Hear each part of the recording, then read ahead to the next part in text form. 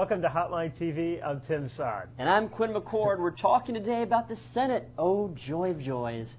And what better way is there to do that than with a game of Hotline Hot 5?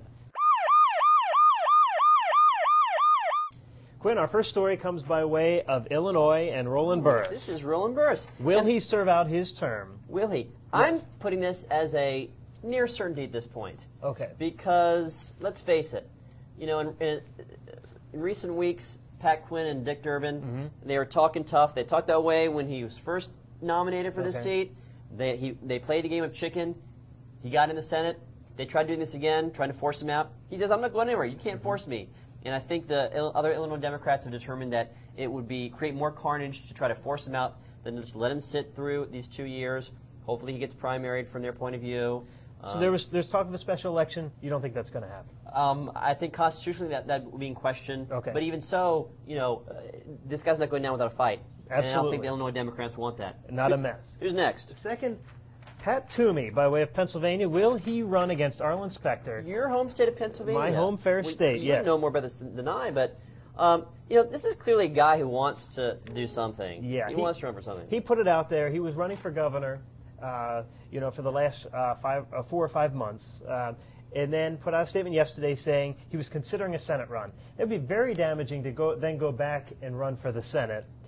And run for the governor's race. If he's already put it out there, you know, he's already starting to run. And truthfully, this is probably his best race anyway. Yeah. Best chance. Federal issues. That's right. But yeah, so he's up there pretty likely. I think there's a good chance he'll run. I think so too. Who's next? Jim Bunning. Oh, good old Jim Bunning. Will he run for re-election? You know, he says he wants to. Slap. And it seems like the more pressure he gets to not run, the more he wants to run.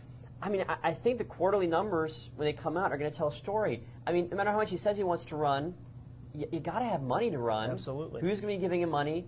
At a certain point, okay, maybe his first quarter's not good.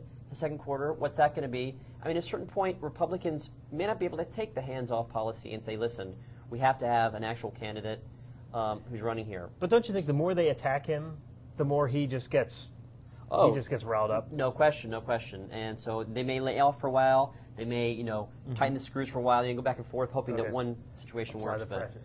Well, the next one is in Connecticut against Chris Dodd. Larry Kudlow of Kudlow and Kramer fame. Whenever on the CNBC show, he's thinking of running for the Senate in Connecticut against Chris Dodd. Yeah, I don't know.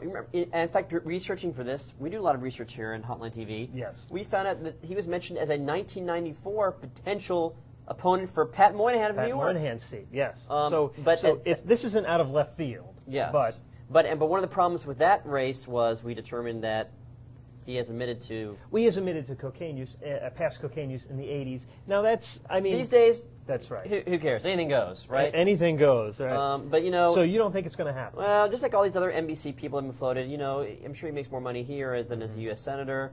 Who wants to submit yourself to the level of scrutiny, financial scrutiny, all sorts of scrutiny? Yeah, I don't know. I'm down on that. Okay. Final story, and now I think we have to credit our graphics people because this was an excellent rendition here. Reminiscent of the 1970s Incredible Hulk TV show. Almost exactly. Yes, a combination. Minnesota Senate race. Quinn, will it be finished by April 1st? We finally know by April 1st. I think it would be fitting to have a new Minnesota senator sworn in on April Fool's Day. That would be awesome. But will we have a sitting Minnesota senator by April 1st? I'm saying no. Norm Coleman finished his side of the arguments yesterday. Yes, yeah. And Al Franken now starts his. Yeah. This court case could go over how long? Appeals after that? Probably into April. Oh, what a nightmare. What a nightmare. You know, this has been a pretty good list. As usual, we can't exactly guarantee these predictions 100%, but the board is never wrong. Never. Never wrong. But that's all the time we have. I'm Quinn McCord. And I'm Tim Sod. Thanks for watching Hotline TV.